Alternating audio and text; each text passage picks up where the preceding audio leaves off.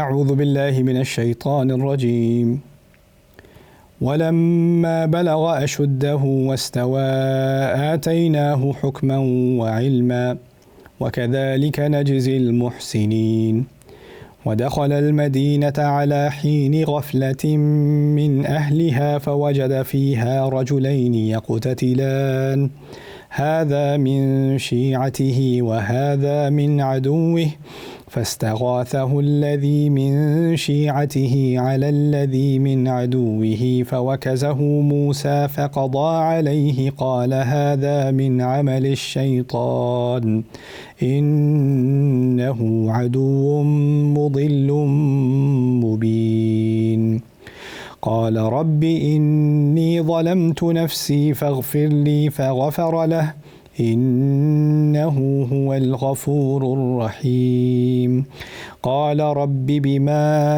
أنعمت علي فلن أكون ظهيرا للمجرمين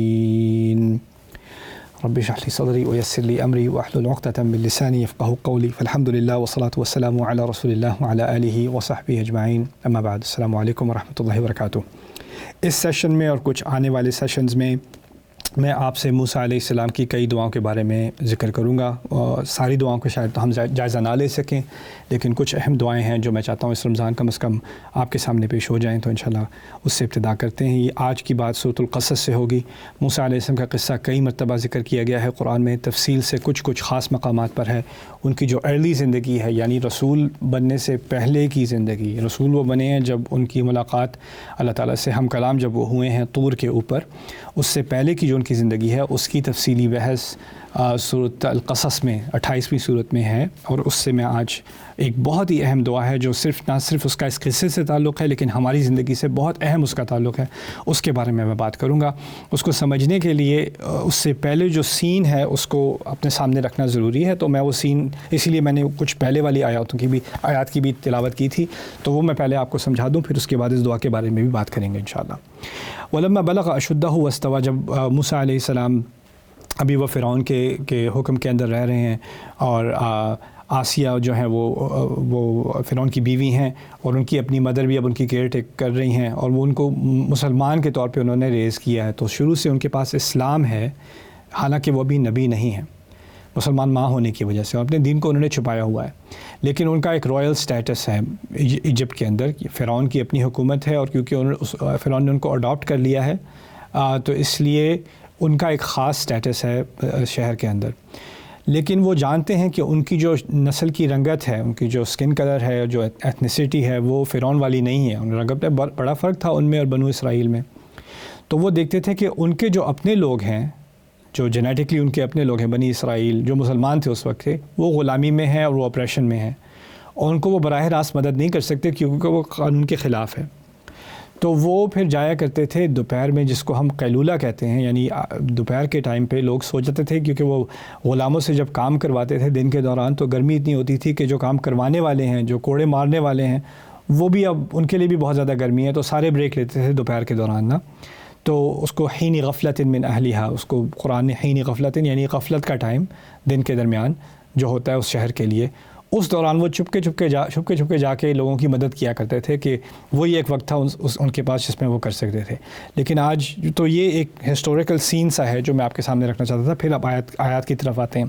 ولما بلغ اشدہ، اور جب وہ اپنی بالغ عمر تک پہنچ گئے، یعنی وہ اس طرح سمجھنے کہ وہ ٹین ایجر تھے، واستوى، اور وہ قوی بھی ہو گئے۔ استوا یعنی استوا عربی میں اصل میں درخت کی ساخت کے لیے جو اس کا تنا ہوتا ہے، جو مین جو اس کی بارک ہوتی ہے، اس کے لیے یوز کرتے ہیں۔ تو یعنی وہ بہت مسکولر تھے، بہت طاقتور تھے، اور وہ کم عمر میں بھی بہت طاقتور بن گئے تھے۔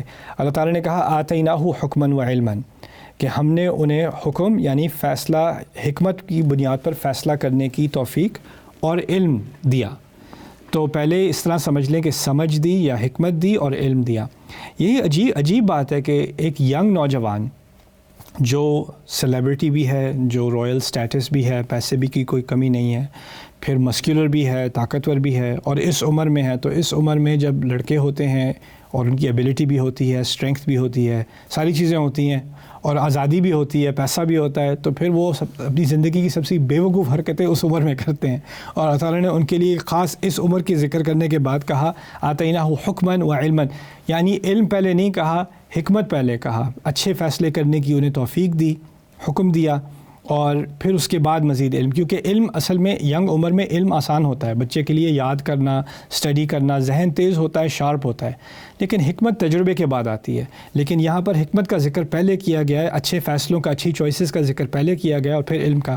اور اسی سے شاید اللہ تعالیٰ نے ہمیں اس بات کی طرف بھی اشارہ دے دیا کہ یہ ایک خصوصیت ہے جو صرف انبیاء کو نہیں دی جاتی، یہ کسی بھی نوجوان کو دی جا سکتی ہے. اور اسی لیے آخر میں کہا اس آیت کے وَكَذَلِكَ نَجْزِي الْمُحْسِنِينَ، اور جو احسان کرتے ہیں یعنی جو بہترین کرنے کی کوشش کرتے ہیں انہیں ہم یہی تحفہ دیتے ہیں.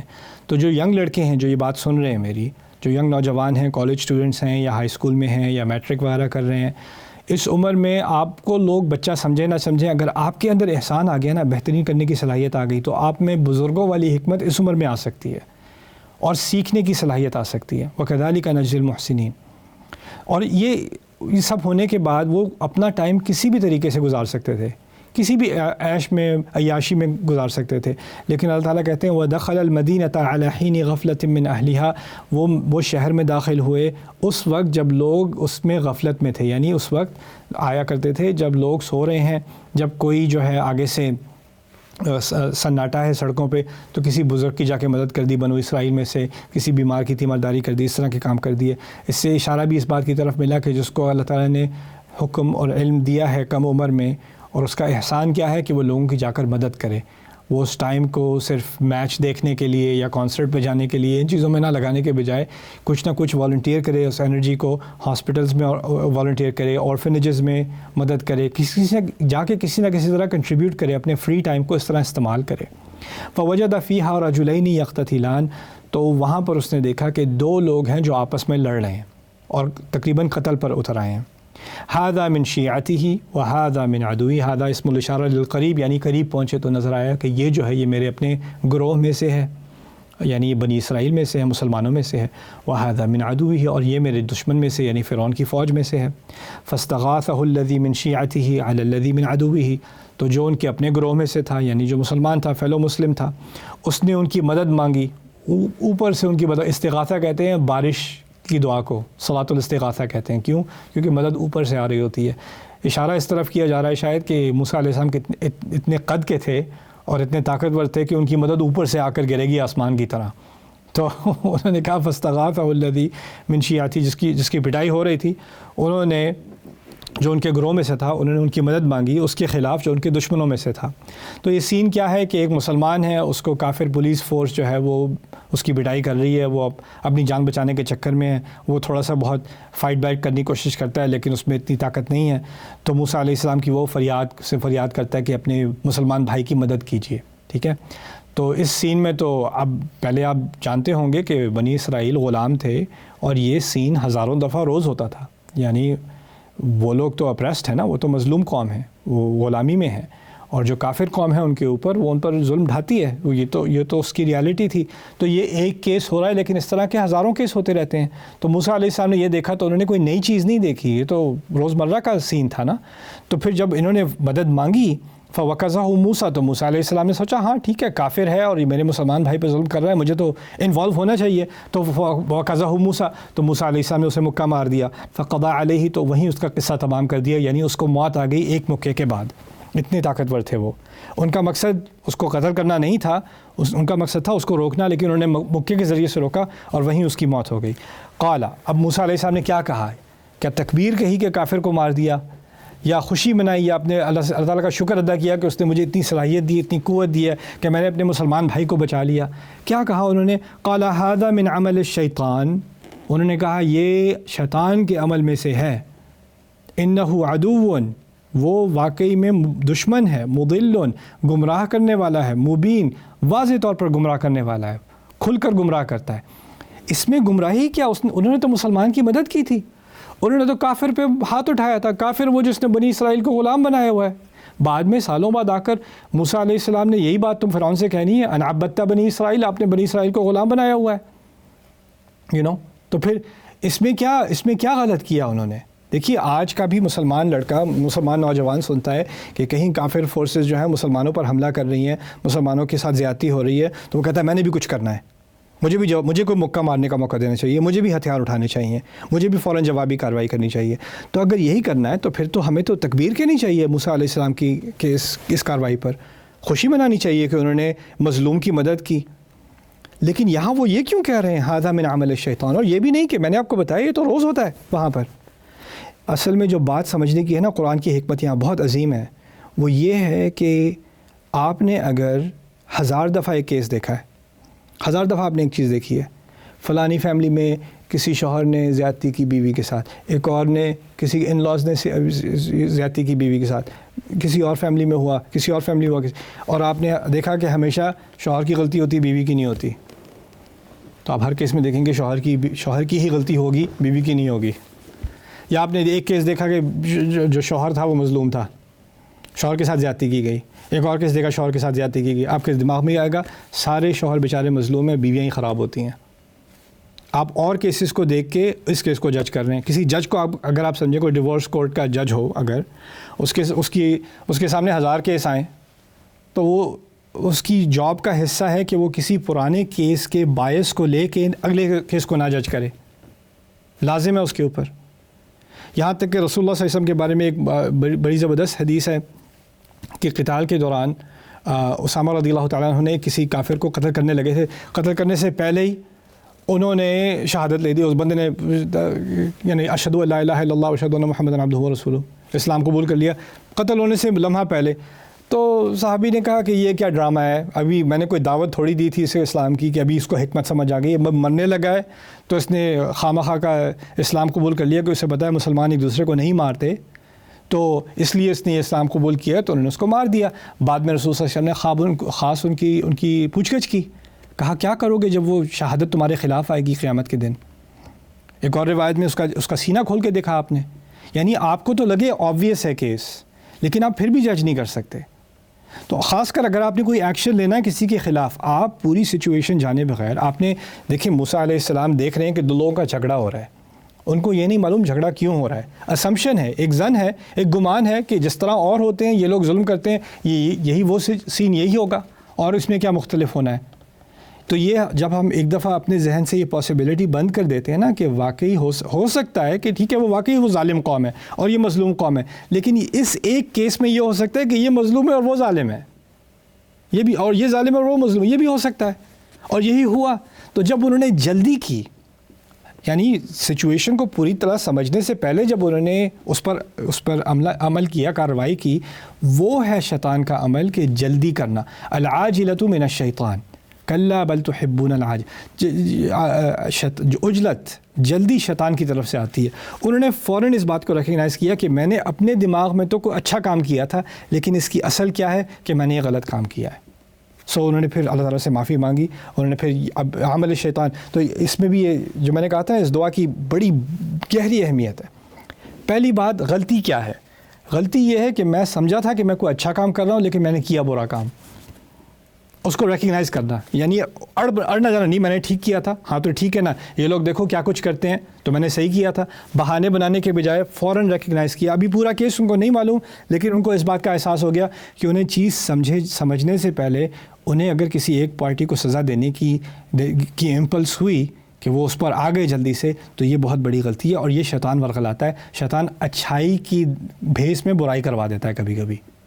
پھر کہتے ہیں اب ٹھیک ہے، شیطان کا ذکر انہوں نے کر دیا۔ دوسرا لوگ کیا کرتے ہیں، یار میں نے تھوڑی کیا تھا، شیطان نے کروایا تھا، میری ذمہ داری تھوڑی ہے، تو شیطان جو ہے نا یہ بڑا ہی گندا ہے، انہ عدو مضل مبین۔ دیکھو موسیٰ علیہ السلام میں بھی غلطی ہوئی تھی تو انہوں نے خود غلطی تھوڑی مانی تھی، انہوں نے تو شیطان پہ الزام لگایا تھا نا، تو غلطی تو شیطان کی ہوئی نہیں، شیطان کی تو تھی، اس نے ورغلایا تو تھا، اس نے دھوکہ تو دیا، لیکن آگے کیا ہے، قال ربی انی ظلمت نفسی، انہوں نے کہا بے شک میرے رب بے شک میں ہی ہوں جس نے اپنے نفس پر ظلم کیا، میں نے خود پر ظلم کیا۔ اب دیکھیں عجیب بات کیا ہے، یہ ظلم تو کسی اور انسان پر ہوا ہے، وہ مرا پڑا ہے، لیکن پہلا ظلم آپ نے اپنے اوپر کیا ہے۔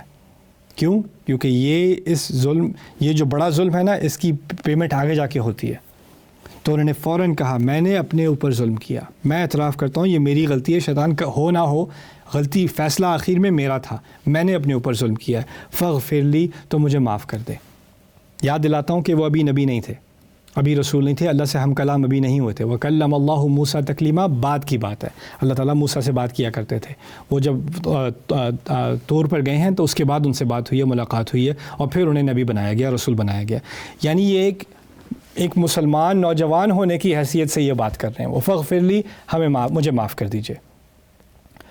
اب جو اہم سوال ہے جس کی وجہ سے میں اس دعا سے اتنا متاثر ہوں، میری زندگی میں، آپ کی زندگی میں آپ نے اللہ تعالیٰ سے دعا مانگی مجھے معاف کر دیجئے، کروڑوں لوگ سوال پوچھتے ہیں آپ کو مجھے کیسے پتا کہ اللہ نے میری دعا قبول کی کہ نہیں کی، میں واقعی میں معاف ہوا یا نہیں ہوا، کیسے پتہ چلے؟ میں لاکھوں دفعہ استغفار کر چکا ہوں لیکن پتہ نہیں اللہ نے مانا ہوگا کہ نہیں۔ ایک انگزائٹی سی رہتی ہے، پریشانی سی رہتی ہے کہ یہ ساری استغفاریں، یہ ساری معافیاں مانگنا، یہ سب بیکار میں جائیں گے، اللہ نہیں مانے گا۔ اور ہمیں پتہ ہی کیوں امپریشن ملتا ہے کہ لوگ ہوتے ہیں ہماری زندگی میں جو کہتے ہیں اللہ تمہیں کبھی معاف نہیں کرے گا، اور ہم کیا سمجھتے ہیں کہ لوگوں کی جو یہ رائے ہے نا، یہ اللہ کی بھی رائے ہوگی، ہم اس کو کنفیوز کر دیتے ہیں۔ اور لوگوں کو بڑا شوق ہے اللہ کے بہاف پہ بولنے کا، اللہ کی طرف سے ان کو خاص میسج آتا ہے نا کہ اللہ آپ کو معاف نہیں کرے گا، تو بڑے اعتماد سے کہتے ہیں اللہ آپ کو معاف نہیں کرے گا، جیسے ان پہ وحی اترتی ہے۔ تو میں آپ کو یہ بتا رہا ہوں کہ موسیٰ علیہ السلام بغیر وحی کے اللہ تعالیٰ سے معافی مانگ رہے ہیں۔ اللہ تعالیٰ نے کیا کہا ہے؟ فَغَفَرَ لَهُ، تو فوراً انہوں نے ان کو معاف کر دیا۔ یعنی اگر انسان اپنی غلطی کا اعتراف کرے اور واقعی دل سے اللہ تعالیٰ کی طرف رجوع کر کے معافی مانگے تو اس کو شک کی گنجائش نہیں ہے کہ پتہ نہیں اللہ نے معاف کیا ہوگا کہ نہیں، اللہ نے معاف کر دیا۔ اِنَّهُ هُوَ الْغَفُورُ الرَّحِيمُ، اس میں کوئی شک نہیں ہے کہ وہ بہت ہی زیادہ معاف کرنے والا ہے، ہمیشہ رحم کرنے والا ہے۔ یعنی اس آیت میں ایک گارنٹی ہے، صرف نبی کے لیے نہیں، ہر مسلمان کے لیے، کہ ایک دفعہ آپ نے استغفار کر لی، آپ نے دل سے معافی مانگ لی، یہ کوئی سالوں سال انہوں نے استغفار نہیں کی، اسی وقت استغفار کی جب غلطی ہوئی ہے، اور اسی وقت اللہ تعالیٰ نے معاف کر دیا۔ اِنَّهُ هُوَ الْغَفُورُ الرَّحِيمُ۔ اور یعنی معافی مانگنے کی صلاحیت کو ہی اتنا اعزاز دیا گیا ہے، اتنا اس کا مرتبہ بتایا گیا ہے کہ اس کے آگے کیا کہتے ہیں موسیٰ علیہ السلام؟ قال ربی بما انعمت علی فلن اکون ظہیرا للمجرمین، میرے رب جو آپ نے میرے اوپر تحفہ کیا ہے، یہ انعام کیا ہے، اب اس کے بعد میں جو مجرم جو لوگ ہیں، جرم کرنے والے لوگ ہیں، ان کی میں پشت پناہی نہیں کروں گا، ان کے پیچھے میں سپورٹ نہیں بنوں گا، ان کی مدد کبھی میں نہیں کروں گا۔ یعنی اب میں پوری سچویشن سمجھے بغیر کبھی ایکشن نہیں لوں گا، ہو سکتا ہے میں کسی کرمنل کی، کسی مجرم کی مدد کر دوں، اب نہیں کروں گا۔ میں نے اب سمجھ لیا جب تک پوری سچویشن سامنے نہ آ جائے، صرف یہ دیکھ کر کہ یہ میرا مسلمان بھائی ہے یا یہ فلانا میری فیملی سے ہے تو یہی مظلوم ہوگا، ایسی اسمپشن میں کبھی نہیں کروں گا۔ فلن اکون ظہیرا للمجرمین۔ اس سے جو بہت اہم بات نکلی وہ یہ کہ ایک تو ہمیں اسمپشنز نہیں کرنی، اور اس سے بھی اہم بات یہ نکلی کہ آپ نے کبھی زندگی میں اللہ تعالیٰ سے معافی مانگنی ہو، دل سے مانگو، اور پھر جو لوگ سمجھتے رہیں وہ سمجھتے رہیں، آپ کو دل سے پتہ ہونا چاہیے کہ اگر آپ نے وہ غلطی دوبارہ نہیں کرنی اور آپ نے اللہ سے یہ فیصلہ کر لیا کہ آپ اس غلطی کی طرف دوبارہ نہیں جائیں گے، تو اللہ تعالیٰ نے آپ کو پوری طرح معاف کر دیا۔ اللہ تعالیٰ ہماری ساری دعاؤں کو قبول کرے، ہمارے دلوں کو اطمینان دے، اور ہمیں اپنی پرانی غلطیوں کی طرف لوٹنے سے بچائے۔ بارک اللہ لی ولکم فی القرآن الحکیم ونفعنی وإیاکم بالآیات والذکر الحکیم۔